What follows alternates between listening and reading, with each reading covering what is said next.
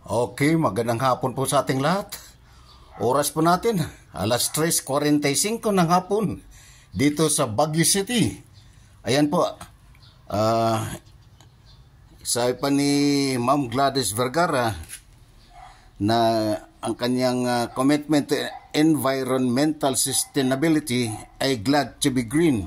Kaya papakita ko sa inyo ang aming mga munting mga halaman dito sa aming bahay kubo na matatagpuan dito lamang sa Barangay Pinsao Pilot Project, Baguio City. Ayan po, lilibot ko kayo dahil sa ano ni Ma'am Gladys na glad to be green.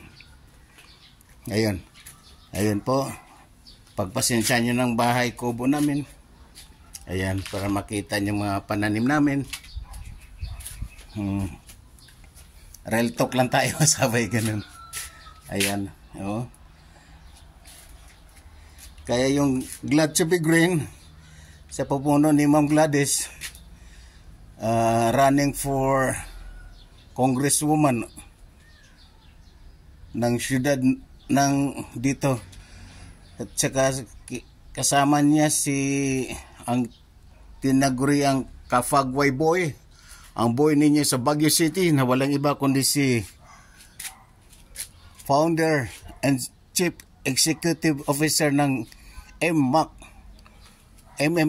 or Maharlika Martial Arts Center na matatagpuan sa rooftop ng Maharlika Livelihood Complex na nasa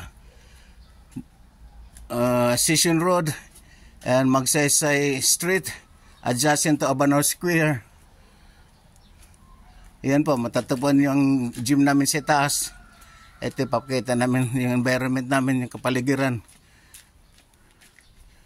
Dahil sa advocacy ni Ma'am Gladys Vergara, nakasama sina Sir Eric Kili, si Sir Glenn Gairlan, na tumatakbong konsehal ng Baguio City.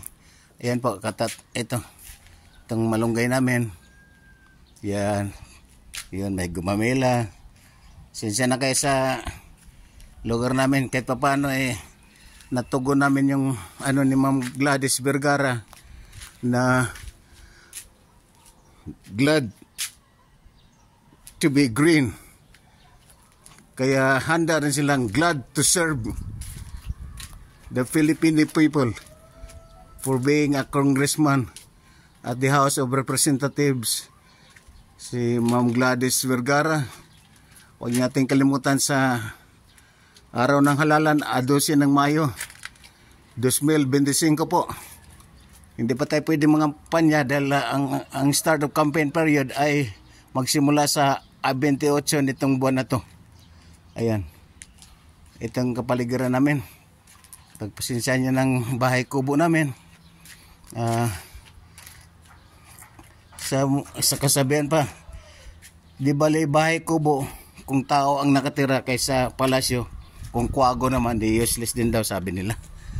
Kaya ito po, yan, natugon na namin ang sabi ni Ma'am Gladys na glad to be green. Ayun, ipakita namin yung aming kapaligiran. Yan po.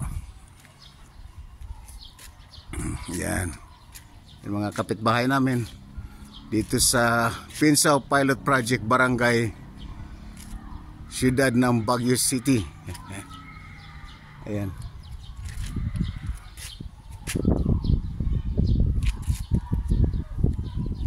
Ayun, ipapakita ko rin sa inyo ang aming barangay cover court. Ayun po.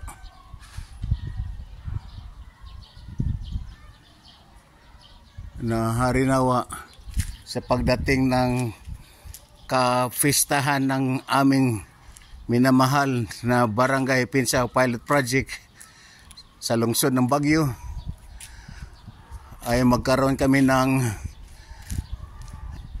invitational boxing and kickboxing tournament and martial arts exhibition sa petsa 13 ng Abril sa taong ito. Kaya sino mang may mabuting puso dyan na harinaway maawat na susuporta sa amin bilang mag-sponsor, ikirarangal po namin dahil sa kami bilang organizer o TOC, Tournament Organizing Committee, ay kami mismo po ang magbigay ng papremyo sa manalo't matalo. Ay binibigyan po namin tig 1,000. Kay panalo 1,000, kung talo naman sa laban 1,000 din. Patas, parang walang bias or favoritism.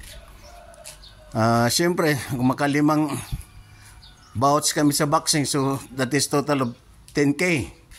Ngayon kung sa naman sa kickboxing na 5 bouts din, sa another 10K, total of 20,000. Plus siyempre bibigyan pa natin yung mga referees.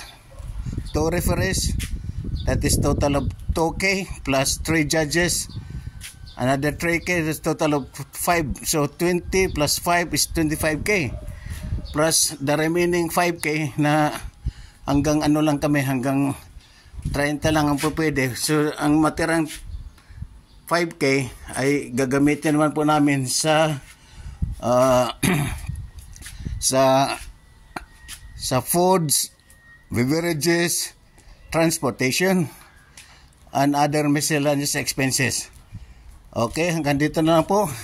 Ito po inyong abang lingkod, SJS Nestor Soliva.